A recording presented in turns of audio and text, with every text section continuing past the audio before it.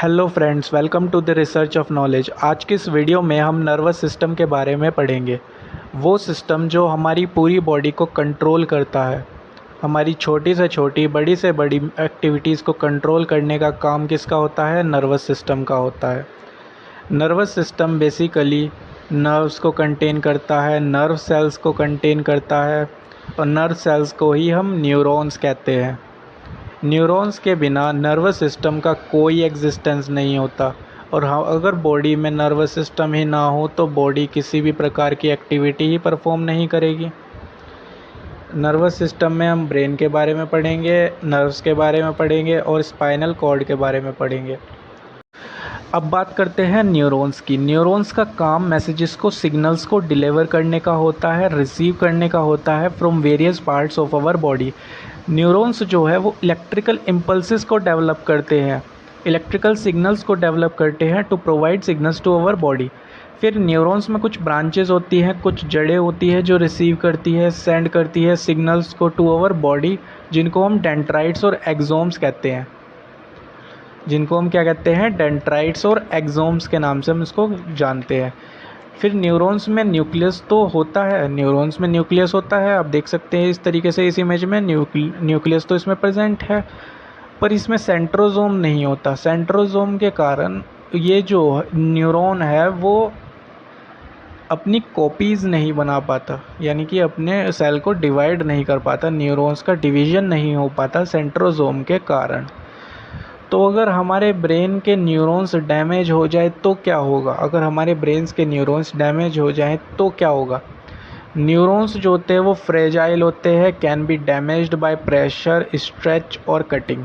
Neurons fragile होते हैं जो डैमेज हो सकते हैं प्रेशर जब हम उन पर लगाते हैं, स्ट्रेच करते हैं या फिर उनकी कुछ कटिंग वगैरह करते हैं तो उससे वो डैमेज हो जाते हैं। And injury to a neuron can stop this signals transmitted to and from the brain. अगर कोई इंजरी हो जाती है आपके न्यूरॉन्स में तो वो स्टॉप कर देते हैं आपके सिग्नल्स को, सिग्नल्स जाना बंद हो जाते हैं और ये कॉज करते हैं muscles to not work properly, जिसकी वजह से जो मसल्स होती है, जो हमारी बॉडी पार्ट्स होते हैं वो प्रॉपर्ली वर्क नहीं कर पाते।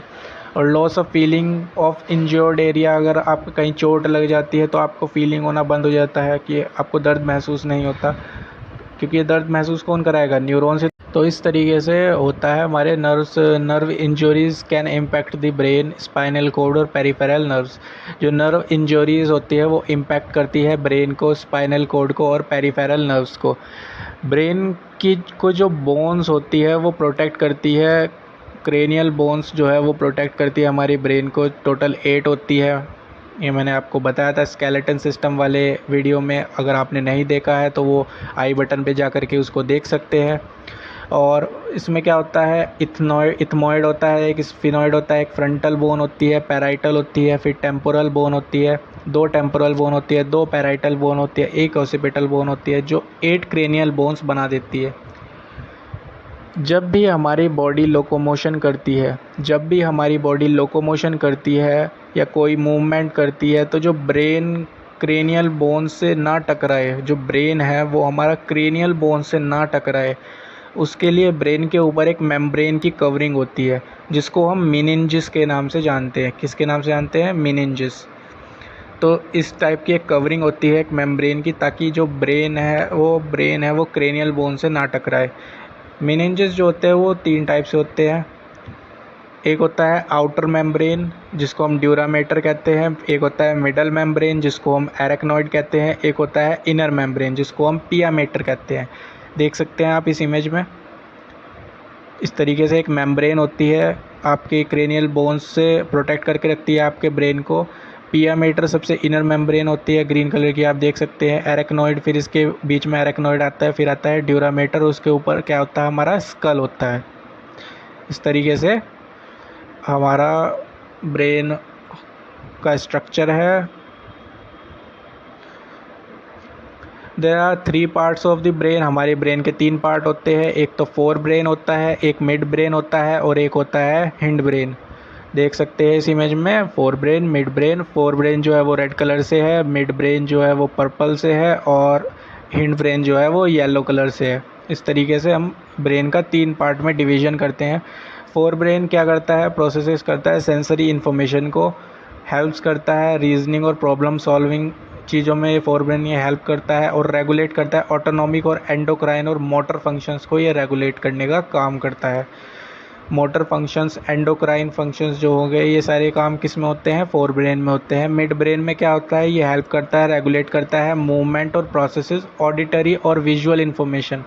जो भी ऑडिटरी और विजुअल इन्फॉर्मेशन जो होती है वो सारी कहाँ पे जाती है, ये सारी जाती है हमारी मिड ब्रेन में। हिंड ब्रेन में क्या होता है, ये हेल्प करता है, रेगुलेट करता है ऑटोनॉमिक फंक्शंस को, जो रिलाई करता है सेंसरी इन्फॉर्मेशंस को, जितने भी सेंसेस होते हैं हमारे उसकी इन्फॉर्मेशन को ये कंटेन करता है। कोऑर्डिनेट मूवमेंट बनाता है और मेंटेन करता है, बैलेंस करने में मदद करता है बॉडी को, और इक्विलिब्रियम प्रोवाइड करने में ये मदद करता है। इस तरीके से 3 पार्ट में हम ब्रेन को डिवाइड करते हैं। और सीरिब्रम बेसिकली ये पूरे के पार्ट सीरिब्रम का होता है, जिसमें फ्रंटल लोब होती है, पैराइटल लोब होती है, ऑसिपिटल लोब होती है। तो ये जो फोर ब्रेन का पार्ट होता है सीरिब्रम, फिर उसके नीचे होता है टेम्पोरल लोब। टेम्पोरल लोब होता है, फिर एक स्पाइनल कॉर्ड होती है, आप देख सकते हैं इस तरीके से स्पाइनल कॉर्ड होती है, सीरिबैलम होती है, ऑसिपिटल लोब होती है। तो ये एक स्ट्रक्चर हो गया ह्यूमन ब्रेन का। फोर ब्रेन का जो होता है वो कंटेन करता है सीरिब्रम को, थालामस को और हाइपोथालामस को। फोर ब्रेन जो होता है वो कंटेन करता है किसे, सीरिब्रम को, थालामस को और हाइपोथालामस को। मिड ब्रेन जो होता है वो कंटेन करता है कॉर्पोरा क्वाड्रिजिमिना को, सेरिब्रल पेंडंकल को। हिंड ब्रेन जो है वो कंटेन करता है सीरिबैलम को और मेडुला ओब्लोंगेटा को। सीरिब्रम हमारी मेमोरी पावर होती है, सीरिब्रम क्या होती है, हमारी मेमोरी पावर होती है। जबकि जो थालामस होता है वो हमें आउटर एनवायरनमेंट के बारे में इंफॉर्मेशन बताता है। जैसे अगर आप किसी गर्म चीज़ को टच करते हैं तो सेंसेशन क्रिएट होती है, तो वो थालामस में जाती है। और हाइपोथालामस हमें क्या बताता है, इंटरनल एनवायरनमेंट के बारे में बताता है, जैसे कि भूख लगना, प्यास लगना, ये सारी चीज़ों के बारे में हमें हाइपोथालामस बताता है। उसके बाद कॉर्पोरा क्वाड्रिजिमिना होता है, वो रिफ्लेक्स एंटर्स सेंटर होता है, जो इन्वॉल्व करता है विजन और हियरिंग को। यानी कि इसका काम होता है जो भी हम देखते हैं, जो भी हम सुनते हैं, उस इन्फॉर्मेशन को सेरिब्रम तक पहुंचाना, मेमोरी तक पहुंचाना, ताकि वो स्टोर हो सके। सेरिब्रल पेंडंकल के बारे में बात करें तो स्पाइनल कॉर्ड जो होती है हमारी सेरिब्रल पेंडंकल से अटैच होती है। ये एक मिड ब्रेन का एक पार्ट होता है, और ये प्रोवाइड करता है, हेल्प करता है जो सिग्नल्स जो ब्रेन से बॉडी तक पहुंच जाते हैं या फिर बॉडी से ब्रेन तक आते हैं, तो ये इसी के कारण आ सकते हैं, क्योंकि इससे जो होती है हमारी स्पाइनल कॉर्ड अटैच होती है। सीरिबैलम हेल्प करता है इन बैलेंसिंग अवर बॉडी। सीरिबैलम का काम क्या होता है, ये हेल्प करता है बैलेंसिंग अवर बॉडी, यानी कि बॉडी को बैलेंस करने का काम करता है। अब आप देख सकते हैं इस इमेज में, ये सीरिब्रम हो गया, टेम्पोरल लोब, स्पाइनल कॉर्ड हो गई जहाँ से सिग्नल्स जाएंगे आएंगे, और सीरिबैलम हो गया जो बैलेंसिंग करने का काम करेगा। इस तरीके से ये होता है। Medulla oblongata perform all the activities of the metabolism. Medulla oblongata जितनी भी एक्टिविटीज़ होती है हमारी, उसको परफॉर्म करने का काम किसका होता है, मेटाबॉलिज्म को परफॉर्म करने का काम होता है मेडुला ओब्लोंगेटा का। मेटाबॉलिज्म वो प्रोसेस होता है जो भी हम खाते पीते हैं उसको एनर्जी में कन्वर्ट करने का प्रोसेस जिसका होता है मेटाबॉलिज्म का होता है। जो भी हम फूड इनटेक ले रहे हैं वो मेटाबॉलिज्म के ज़रिए एनर्जी में कन्वर्ट होता है ना। तो स्पाइनल कॉर्ड के बारे में अब हम जाने हैं। स्पाइनल कॉर्ड को प्रोटेक्ट करने का काम किसका होता है, वर्टिब्रा का होता है, यानी कि वर्टिब्रल कॉलम जो होती है वो स्पाइनल कॉर्ड को प्रोटेक्ट करती है। 33 वर्टिब्रल कॉलम्स होती है ना, जो स्पाइनल कॉर्ड को प्रोटेक्ट करती है। इस तरीके से आप देख सकते हैं, ये होती है हमारी वर्टिब्रल कॉलम, जिसके अंदर जो होता है वो होता है हमारा स्पाइनल कॉर्ड। एक नर्वस टिश्यूज़ पाए जाते हैं इसमें स्पाइनल कॉर्ड किसके अंदर होता है, वर्टिब्रल कॉलम के अंदर होता है। स्पाइनल कॉर्ड सेकंड ब्रेन होता है हमारी ह्यूमन बॉडी का। ये प्रोटेक्टेड होता है 33 bones of the vertebral column से। ब्रेन से 12 पेयर ऑफ नर्व्स निकलती है जो स्पाइनल कॉर्ड के थ्रू बॉडी में सिग्नल्स ट्रांसमिट करती है, और स्पाइनल कॉर्ड में 31 पेयर ऑफ नर्व्स होती हैं। स्पाइनल कॉर्ड को सेकंड ब्रेन के नाम से जाना जाता है, और स्पाइनल कॉर्ड को भी 3 मेम्ब्रेन्स कवर करती है। वो कौन कौन सी मेम्ब्रेन्स होती है हमारी, एक होती है आउटर मेम्ब्रेन, एक होती है मिडल मेम्ब्रेन और एक होती है इनर मेम्ब्रेन। जैसे कि ब्रेन को प्रोटेक्ट 3 मेम्ब्रेन्स करती है, वैसे ही स्पाइनल कॉर्ड को प्रोटेक्ट 3 मेम्ब्रेन्स करती है ताकि वो वर्टिब्रल कॉलम से ना टकराए। तो ड्यूरामेटर, एराक्नोइड और पिया मेटर।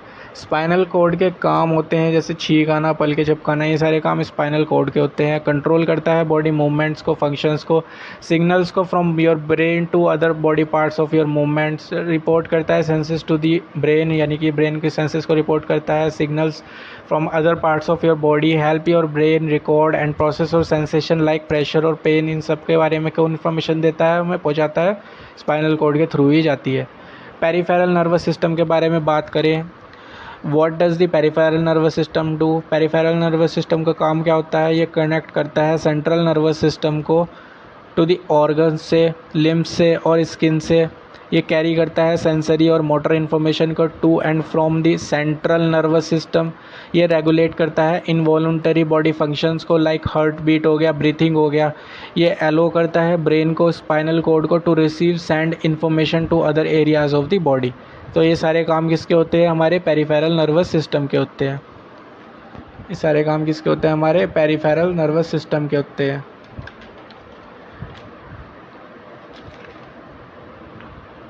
पेरिफेरल नर्वस सिस्टम में हम सिर्फ नर्व्स के बारे में ही स्टडी करते हैं। पेरिफेरल नर्वस सिस्टम कंटेन करता है सारी नर्व्स को जो ब्रेन से निकलती हैं और स्पाइनल कॉर्ड से निकल रही हैं। वो सारी ब्रेन किस में आती है, सारी पेरिफेरल नर्वस सिस्टम में हम स्टडी करते हैं। ब्रेन से जो नर्व्स निकलती है उसे क्रेनियल नर्व्स कहते हैं। जो ब्रेन से जो नर्व्स निकल रही है उसको क्या कहेंगे, क्रेनियल नर्व्स कहेंगे। टोटल 12 पेयर्स ऑफ नर्व्स निकलती हैं हमारी ब्रेन से, यानी कि टोटल कितनी नर्व्स निकलेगी, 24 नर्व्स निकलती है हमारी ब्रेन से।